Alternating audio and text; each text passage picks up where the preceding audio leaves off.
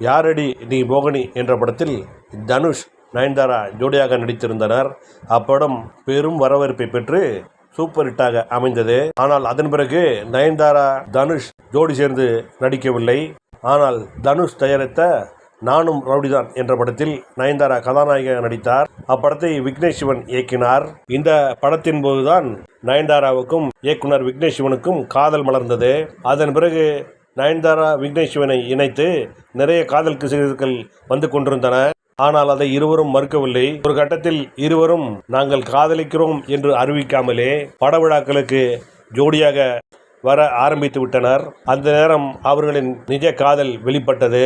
இருவரும் திருமணம் செய்து கொண்டார்கள் என்று ஒரு தகவல் வந்தாலும் அதை இருவரும் மறுத்து வந்தார்கள். அதற்கு காரணம் நயன்தாரா அப்போது முன்னணி நடிகையாக நடித்துக் கொண்டிருந்தார். திருமணம் ஆன பிறகு தமிழ் படத்தில் நடிகைகளுக்கு பெரிய வரவேற்பு இருப்பதில்லை என்ற காரணத்தால் நயன்தாரா தனது திருமணத்தை மறைத்து வைத்திருந்தார் என்று கூறப்பட்டு வந்தது. ஒரு கட்டத்தில் நயன்தாராவுக்கு மார்க்கெட் குறைந்த நிலையில் விக்னேஷ் சிவனை அவர் திருமணம் செய்து கொண்டதாக அறிவித்தார். ஏற்கனவே இருவருக்கும் காதலா இல்லையா என்ற சர்ச்சை நிலவி வந்த நிலையில் அது ஓரளவுக்கு திருமணத்தால் நிறைவடைந்தது.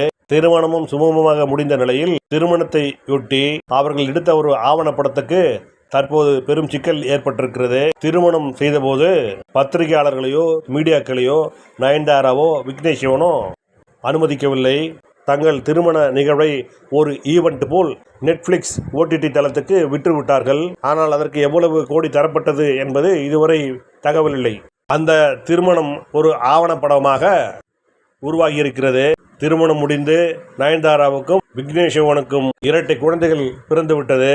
ஆனாலும் திருமணமான காட்சிகளும் ஆவணப்படமும் இதுவரை வெளிவந்த பாடில்லை. அதற்கு என்னடா காரணம் என்று பலருக்கும் இதுவரை தெரியாமல் இருந்த நிலையில் பூனைக்குட்டி வெளியே வந்துவிட்டது என்பது போல் நயன்தாராவே அதற்கான விளக்கத்தை தற்போது கொடுத்திருக்கிறார். தன்னுடைய ஆவணப்படம் திருமண நிகழ்வுகள் வெளிவராமல் இருப்பதற்கு காரணம் நடிகர் தனுஷ் என்று அவர் பெரும் குற்றச்சாட்டை கூறியிருக்கிறார். மேலும் தனுஷ் தன்னிடம் 10 கோடி நஷ்டஈடு கேட்டு வக்கீல் நோட்டீஸ் அனுப்பியிருப்பதாகவும் நயன்தாரா அதிர்ச்சி தகவல் வெளியிட்டிருக்கிறார். இந்த அதிர்ச்சி தகவலை அவர் அறிக்கையாக வெளியிட்டிருப்பதுடன் அதனை ஒரு கடிதமாகவும் தனுஷுக்கு அனுப்பியிருக்கிறார். அந்த அறிக்கையில் நயன்தாரா என்ன கூறியிருக்கிறார் என்பதை இப்போது காணலாம். மதிப்பிற்குரிய திரு Dhanush K Raja, son of Kasthuri Raja, brother of Selvaraghavan என்று தொடங்கி பின்னர் தனுஷுக்கு வணக்கம் என்றும் குறிப்பிட்டிருக்கிறார் நயன்தாரா. அதை அடுத்து பல தவறான விஷயங்கள் சரி செய்வதற்காகவே வெளிப்படையான இந்த கடிதத்தை உங்களுக்கு எழுதியிருக்கிறேன். உங்கள் தந்தை திரு கஸ்தூரி ராஜா அவர்கள் உறுதுணையோடு சிறந்த இயக்குனரான உங்கள் அண்ணன் திரு கே செல்வராகவனின் இயக்கத்தில் திரைத்துறைக்கு வந்து பிரபல நடிகராக மாறியிருக்கும் நீங்கள் நிச்சயம் இதனை புரிந்து கொள்ள வேண்டும். சினிமா பின்புலம் எதுவும் இல்லாமல் தனி ஒரு பெண்ணாக சவால்கள் நிறைந்த திரைத்துறைக்கு வந்து கடின உழைப்பாலும் நேர்மையான அர்ப்பணிப்பாலும் இன்றைய நிலைமையை அடைந்திருக்கிறேன். நேர்மறையான எனது பயணத்தை என் மீது அன்பு செலுத்தும் எனது ரசிகர்களும் திரைத்துறையினரும் நன்றாகவே அறிவார்கள். நெட்ஃப்ளிக்ஸில் வெளியாகவிருக்கும் Nayanthara beyond the fairy tale ஆவணப்படத்தை என்னைப் போலவே ஏராளமான எனது ரசிகர்களும் நல விரும்பிகளும் எதிர்பார்த்து காத்திருக்கிறார்கள். ரசிகர்களின் அந்த ஆர்வத்தை பூர்த்தி செய்யவே இதில் பணியாற்றியிருக்கும் ஒவ்வொருவரும் பல்வேறு தடைகளை மீறி அனைத்து பணிகளையும் முடித்து தற்போது வெளியீட்டுக்கு தயார் செய்திருக்கிறோம். உங்களது தொடர்ச்சியான பழிவாங்கும் நடவடிக்கைகளால் நானும் எனது கணவரும் மட்டுமல்ல ஆவணப்பட பணியில் அர்ப்பணிப்போடு பணியாற்றிய ஒவ்வொருவரும் வெகுவாக பாதிப்படைந்திருக்கிறோம்.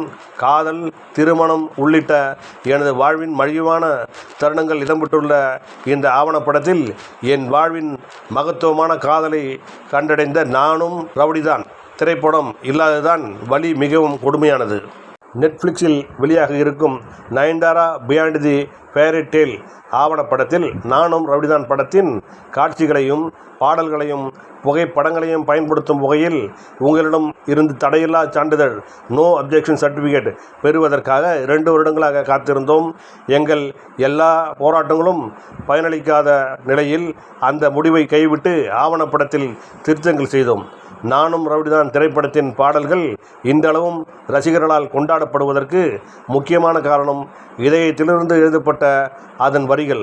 ஆனால் அந்த வரிகளை கூட ஆவணப்படத்தில் பயன்படுத்த கூடாது என்பது எந்த அளவிற்கு வருத்தத்தை ஏற்படுத்தும் என்பது உங்களை தவிர மற்ற அனைவருக்கும் புரியும். தடையில்லா சான்றிதழ் மறுக்கப்பட்டது வியாபார ரீதியானதாகவோ அல்லது சட்ட ரீதியானதாகவோ இருந்திருந்தால் நிச்சயம் அதனை ஏற்றுக்கொண்டிருப்பேன். ஆனால் முழுக்க முழுக்க என் மீதான தனிப்பட்ட வெறுப்பால் மட்டுமேயான உங்களது இந்த நடவடிக்கைகளை எப்படி ஏற்றுக்கொள்ள முடியும்? சமீபத்தில் வெளியான ட்ரெய்லரில் பயன்படுத்தப்பட்டிருக்கும் 2 வினாடி வீடியோவிற்கு எதிராய் லீகல் நோட்டீஸ் அனுப்பப்பட்டிருப்பது அதிர்ச்சி அளிக்கிறது. அதிலும் தனிப்பட்ட முறையில் எடுக்கப்பட்ட ஏற்கனவே இணையதளங்களில் பகிரப்பட்ட ஒரு காட்சிக்கு 10 கோடி நஷ்டஈடு கேட்கப்பட்டிருப்பது மிகவும் வினோதமாகவும் இருக்கிறது.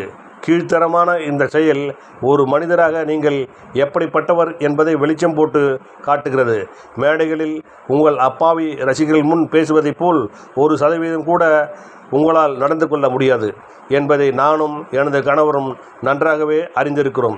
எனது திரைப்பட பயணத்தின் இனிமையான நினைவுகளை கொண்ட பல்வேறு காட்சிகள் ஆவணப்படத்தில் இடம்பெற்றிருக்கின்றன. அதற்கான அனுமதிக்காக வேறு பல தயாரிப்பாளர்களை அணுகிய போது பேரன்போடு அனுமதி தந்தார்கள். அப்போதுதான் உங்களில் இருந்து எவ்வளவு மாறுபட்டவர்களாக அவர்கள் இருக்கிறார்கள் என்பதை புரிந்து கொள்ள முடிந்தது.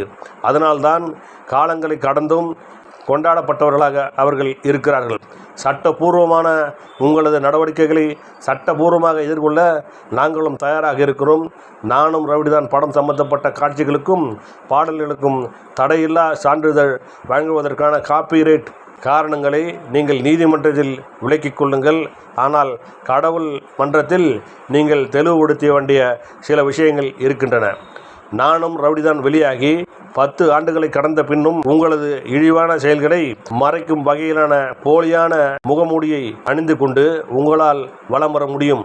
ஆனால் தயாரிப்பாளராக பெரும் வெற்றியை கொடுத்த ரசிகர்களால் இன்றளவும் கொண்டாட்டத்தில் ஒரு திரைப்படத்திற்கு எதிராக உங்களது கொடும் சொற்கள் என்னால் ஒருபோதும் மறக்கவே முடியாது. அதனால் ஏற்பட்ட காயமும் என்றென்றும் ஆறாது. அந்த படத்தில் வெற்றி உங்களை உளவியல் ரீதியாக வெகுவாக பாதித்ததை சினிமா நண்பர்கள் மூலமாக தெரிந்து கொண்டேன். பின்னர் சினிமா விழாக்களில் ஃபிலிம்பேர் 2016 நீங்கள் அதிருப்தியை வெளிப்படுத்திய விதம் சாதாரண பார்வையாளர்களுக்கும் அதனை நன்றாகவே புரிய வைத்தது. எந்த ஒரு துறையிலும் வியாபார ரீதியான போட்டிகள் தவிர்க்க முடியாதவை. ஆனால் எக்காரணத்தை கொண்டும் ஒருவர் இன்னொருவரின் தனிப்பட்ட வாழ்க்கையில் தலையிட முடியாது. அநாகரிகமான அந்த செயல்களை செய்வது உங்களை போன்ற பிரபலமான நடிகரே ஆனாலும் தமிழ்நாட்டு மக்கள் அதனை ஏற்றுக்கொள்ள மாட்டார்கள். கடந்த காலத்தில் உங்களோடு பயணித்தவர்களின் வெற்றியை எந்த கோபமும் இல்லாமல் சமாதானத்துடன் ஏற்றுக்கொள்ள வேண்டும் என இந்த கடிதத்தின் வாயிலாக வேண்டிக் கொள்கிறேன். இந்த உலகம் எல்லோருக்குமானது. கடின உழைப்பால், கடவுளின் ஆசீர்வாதத்தால், மக்களின் பேரன்பால் சினிமாவில் எந்த பின்புலமும் இல்லாத ஒருவரும் இங்கு வெற்றி பெறுவதும் குடும்பத்துடன் மகிழ்ச்சியாக வாழ்வதும் உங்களை எந்த விதத்திலும் பாதிக்காது. அடுத்த இசை வெளியீட்டு விழாவில் இது எதுவுமே நடக்கவில்லை என மறுத்து கற்பனையாக சில கதைகளை புனைந்து அதனை உண்மையைப் போல் நீங்கள் சொல்வதற்கான வாய்ப்புகள் அதிகம். ஆனால் அதனை கடவுள் பார்த்து கொண்டிருப்பார் என்பதை மறந்துவிடாதீர்கள்.